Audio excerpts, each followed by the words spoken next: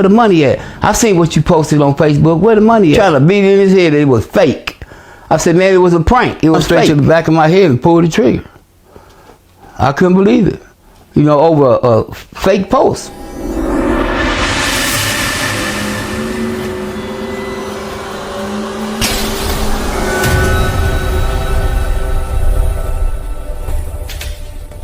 You're watching The Crime Vault, where we unlock real cases, real motives, and real consequences without the rumors or the clickbait.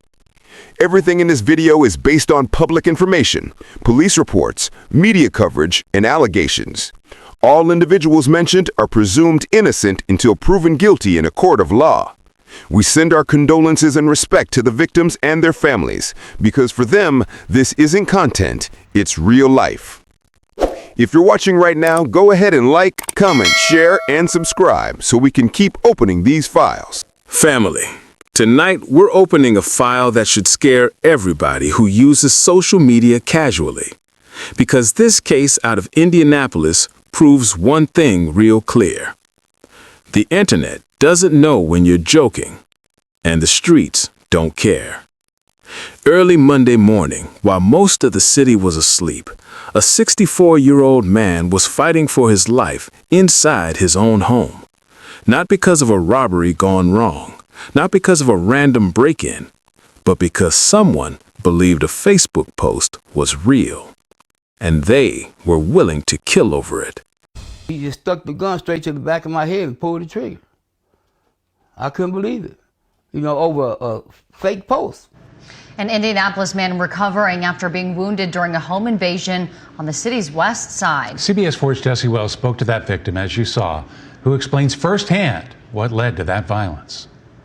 The victim spent the last few days in the hospital after being shot in the back of the neck inside his own home here behind me. Luckily, that victim survived his injuries and lived to tell the tale. He says the violence all started with a post on social media. Early Monday morning, two armed thieves stormed into a West Side home intent on robbing a 64-year-old man as he slept. Anthony McNary is a 64-year-old Indianapolis resident, a grandfather, a man who had no idea that something he posted online years ago would come back around like this. According to McNary, the post that set all this off wasn't even recent. It was an old Facebook memory, a picture that popped back up in his feed. The photo appeared to show a large amount of cash, but it wasn't real. It wasn't recent, and it wasn't meant to flex. Sometime early Monday morning, McNary says two armed men forced their way into his West Side home. No warning, no conversation, just guns and demands. They told him they wanted the money they believed he had, because they believed what they saw online. McNary tried to explain. He told them the truth, that the photo was fake, that it was old, that it was just a Facebook memory. But the suspects didn't care. Instead of leaving, police say the suspects became more violent.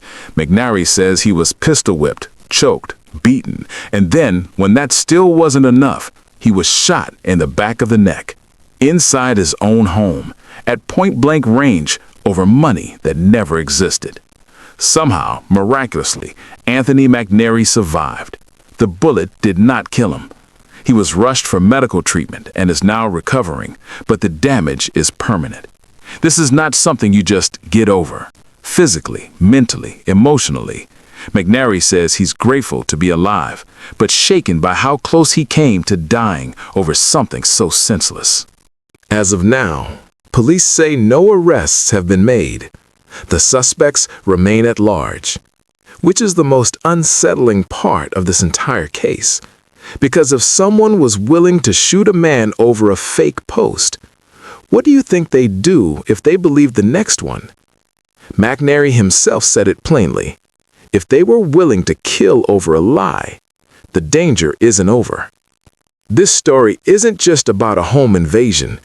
It's about how social media has erased the line between online fantasy and real-world violence. People screenshot, people share, people watch silently. And someone, somewhere, is always taking notes. You don't know who's watching your page. You don't know how they interpret what you post. And you don't know what they're willing to do when they think you have something they want, especially in a time when desperation is high and accountability feels low. McNary wants people to learn from what happened to him. Not tomorrow, not after something happens, now. Because a post you forgot about, a memory you didn't even take seriously, almost got him killed. This case was first reported by Fox 59 News, and the investigation is still active. If you know anything about the suspects involved in this shooting, police urge you to come forward. And if you're watching this right now, ask yourself, is anything you post worth your life? Be sure to subscribe for updates to this story as new information becomes available. Drop your thoughts in the comments. Should people stop flexing online completely? The file remains open. Crime Vault unlocked.